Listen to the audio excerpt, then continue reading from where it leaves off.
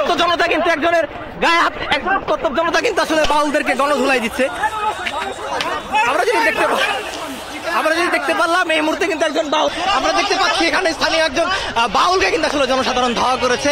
এখানে উপস্থিতি ছিল, আমরা আসলে যদি দেখতে পাচ্ছি এখানে একজন বাউলকে কিন্তু জনসাধারণ ধাওয়া করেছে। এখানে পুলিশ আসলে তাদেরকে প্রতিহত করার চেষ্টা করছে। এখানে পুলিশ আসলে তাদেরকে প্রতিহত করার চেষ্টা করছে। আসলে তৌহিদি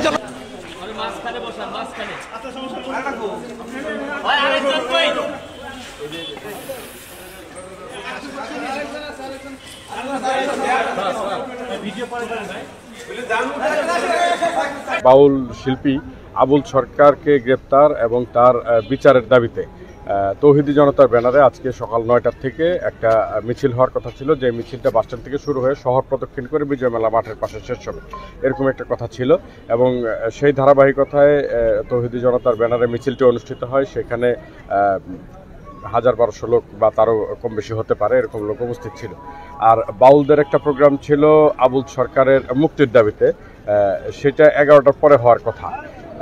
দুইটা মিছিল বা দুইটা সমাবেশ কখনোই মুখোমুখি হওয়ার কোনো সম্ভাবনা ছিল না, কিন্তু বিজয় মেলা মাঠের এই পাশে যখন, মানে উত্তর পাশে যখন পোস্ট অফিসের সামনে আর কি, এখানে যখন তৌহিদি জনতার মিছিল পরবর্তী পথসভা বা বক্তব্য হচ্ছে, ঠিক ওই সময় বিজয় মেলা মাঠের ঠিক শহীদ মিনারটা যে আছে, শহীদ মিনারের পিছনে ওইখানে কোনো চায়ের দোকান আছে, ওইখানে কয়েকজন বাউল শিল্পী চা খাচ্ছিল বা এই ধরনের একটা ঘটনা। তো এখান থেকে ওদেরকে দেখতে পেয়ে তৌহিদি জনতার যে প্রোগ্রামটা হচ্ছিল, এখান থেকে একটি অংশ ওদেরকে দেখতে পেয়ে এখান থেকে ধাওয়া করে এবং ওইখানে গিয়ে তাদের উপরে চড়াও হয়। আমরা পুলিশ বিজয় মেলা মাঠের পাশেই ছিলাম, আমরা কাছাকাছি ছিলাম।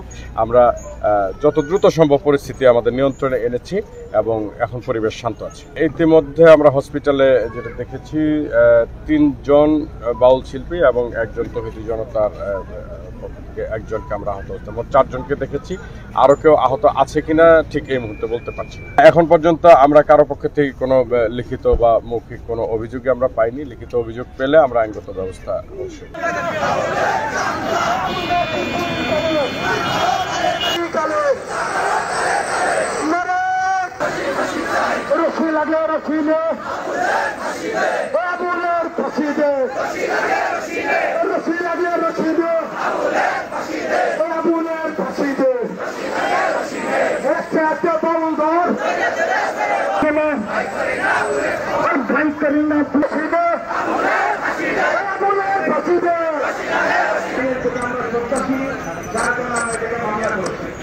তোমাদের যদি সব চান্স থাকে, আসো আইনিভাবে এই মামলার মোকাবেলা করে সেটা সমাধান করার চেষ্টা করো। কিন্তু